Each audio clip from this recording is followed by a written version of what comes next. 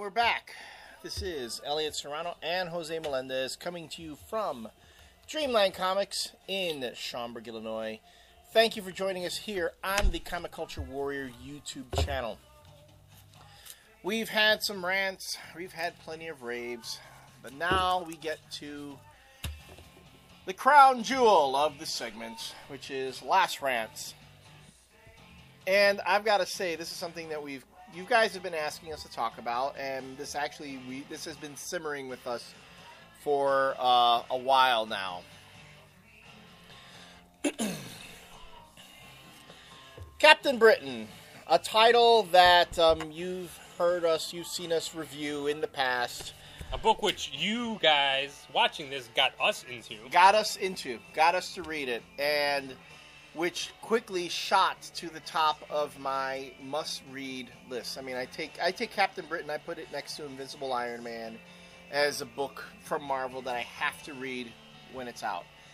Paul Cornell and Leonard Kirk and a whole team of very talented writers for the past 13 issues.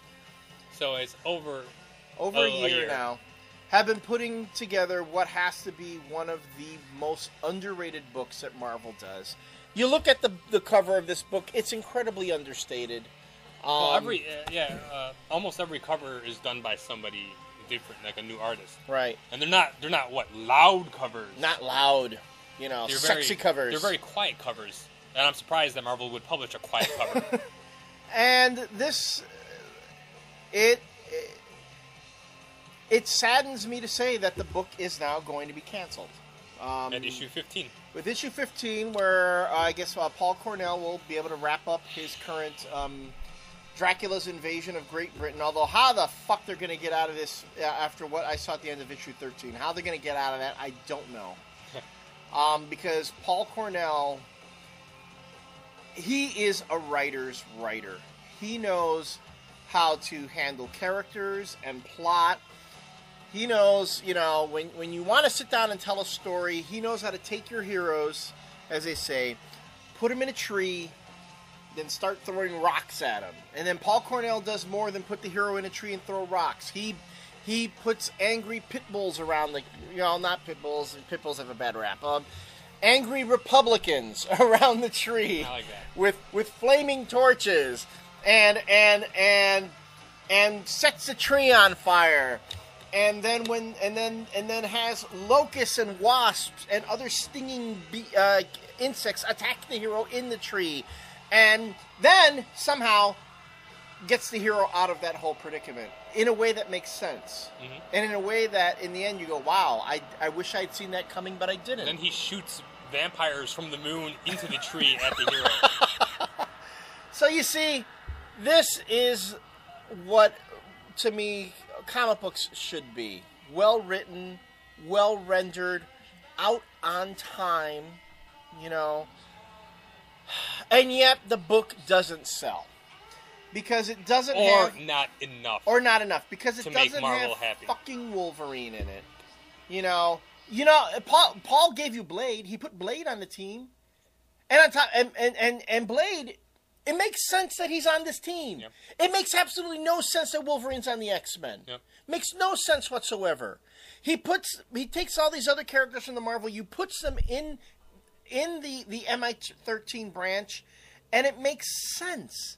And the stories make sense, and the stories make you care about the characters, and you want to find out what happens to them issue to issue. And when things happen to these characters, you feel their pain.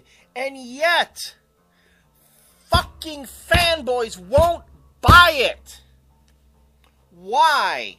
Tell me why. Is it because... It's too over their heads. Is it? Is it really? Is the book too smart? Is that what it is? It could be. Is it that, that the book makes you care? Do you really prefer having a character like Deadpool, who anything can happen to him, he can do anything, there's absolutely no consequence to anything that happens to him. You can chop his head off, it doesn't matter. As long as he can put it back on and sew it back on, he's going to live. He can walk around, he can shoot and kill people, and you know what? It's funny. Ha ha, we love that. Right, and we love Deadpool.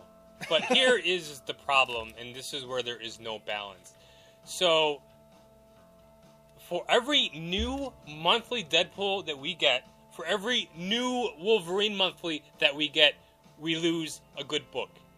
And Captain Britain is now a casualty of that balance. Because we're basically telling Marvel, as fanboys, that's what we want. We want another Deadpool book. Guess what? We want another Deadpool book. On top of that, you can put reprinted material in the back and charge us more for it. We'll still buy it. You know?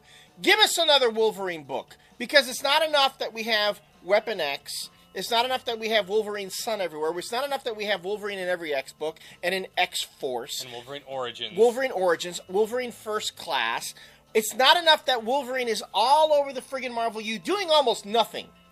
Really, doing almost nothing. In fact, that Agents of Atlas, where Wolverine is in, he did more in that book than I remember him doing in any of the New Avengers books that he's done. Okay?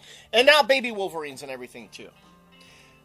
Is that really what we want from our comic book companies? Is that what we want from Marvel specifically?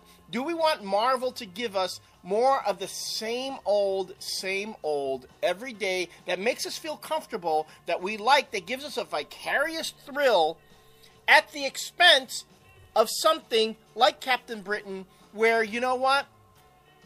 It makes use of the characters and the universe that the Marvel Universe is. This wondrous world where all these different characters and all these different situations can occur, and where Paul Cornell really explores them in clever, new ways that people hadn't considered before.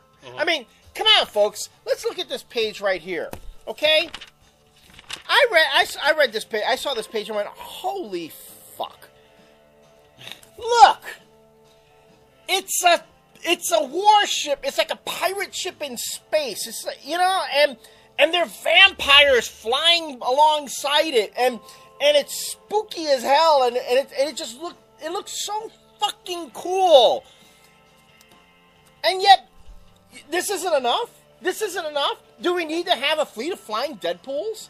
If Deadpool were in here, would the book have sold then? Would fanboys have picked it up then?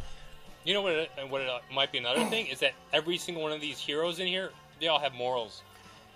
You know, and that's one of the things that... They just don't jump into a fight and start killing people. Yeah, and that's what really... They actually think about every single action that they do.